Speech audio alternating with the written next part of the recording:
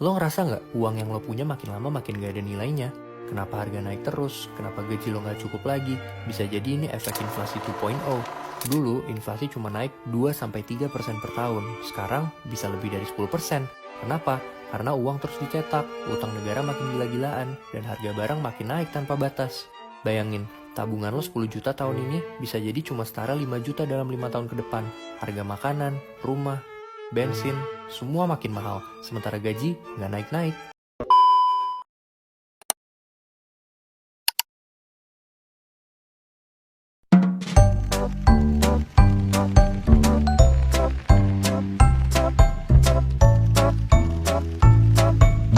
Tapi, sebelum membahas inflasi, ayo kita pahami dulu apa itu konsep dasar dari ekonomi.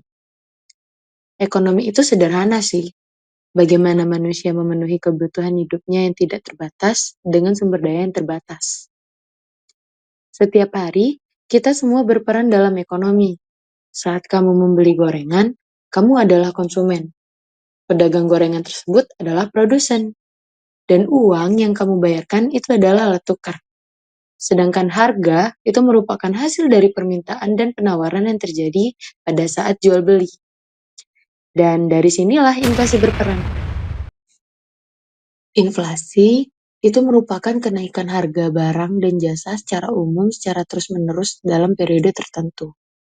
Untuk contohnya, pada tahun 2020 kemarin, dengan uang Rp50.000, itu kita tentu saja bisa membeli nasi goreng, es teh, gorengan, dan itu pun masih banyak lagi dapat kembalian. Akan tetapi, pada tahun ini, tahun 2025 ini, uang 50.000 itu mungkin cuma cukup untuk beli nasi goreng aja. Hal ini tentu saja menandakan bahwa nilai uang kita tuh turun, yang dimana daya beli uang kita itu juga berkurang. Uang 50.000 di tahun 2020 itu tidak sama nilainya dengan uang 50.000 di tahun 2025 ini. Kenapa sih inflasi itu bisa terjadi? Nah, terdapat 3 penyebab utama inflasi itu bisa terjadi. Yang pertama, ada demand pull inflation atau tarikan permintaan. Bayangin nih, pada saat lebaran, kita semua tentunya butuh baju baru kan ya. Nah, permintaan itu menjadi tinggi, tapi jumlah bajunya menjadi terbatas. Hasilnya apa? Harganya pasti naik. Ini terjadi ketika permintaan masyarakat lebih tinggi dari kemampuan produksi. Kemudian yang kedua, itu ada cost push inflation atau dorongan biaya, yang mana ketika biaya produksi naik seperti harga BBM, upah pekerja, ataupun bahan baku, produsen terpaksa menaikkan harga jual agar tidak rugi. Contohnya, saat harga minyak goreng naik, otomatis harga gorengan juga akan ikut naik. Yang ketiga, itu ada inflasi impor. Indonesia mengimpor banyak barang dari luar negeri. Kalau nilai rupiah melemah terhadap dolar, harga barang impor jadi lebih mahal.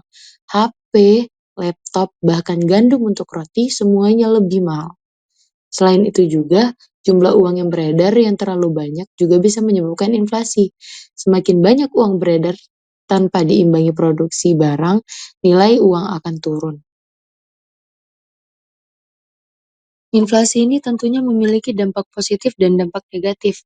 Bagi positif, itu terdapat inflasi ringan yang ada 2-3% per tahun, itu sehat untuk ekonomi dikarenakan mendorong orang untuk belanja dan investasi daripada menimbun uang.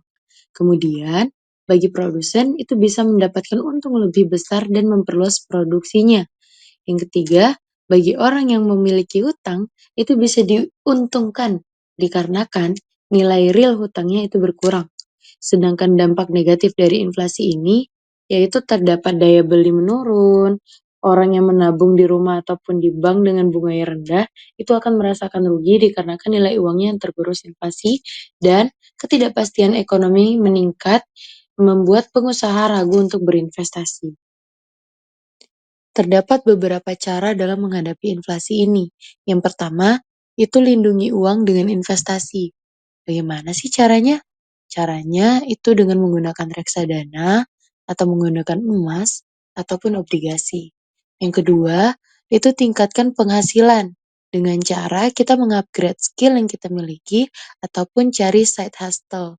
Yang ketiga, itu belanja cerdas, yang dimana melakukan perbandingan harga sebelum membeli, bedakan antara kebutuhan dan keinginan, serta gunakan promo ataupun cashback yang tersedia pada saat itu. Yang keempat, itu hindari utang konsumtif, yang dimana jangan berutang untuk memenuhi gaya hidup dan juga lunasilah hutang yang memiliki bunga yang cukup tinggi terlebih dahulu. Dan yang terakhir itu mengatur keuangan. Dalam mengatur keuangan ini, kita harus bisa membagi antara kebutuhan pokok, keinginan, dan tabungan ataupun investasi. Serta jangan lupa untuk menyiapkan dana darurat. Nah, itu tadi penjelasan singkat mengenai konsep dasar ekonomi dan inflasi. Jika kalian ada pertanyaan, kalian bisa tuliskan di kolom komentar ya. Aku pamit dulu. Dadah.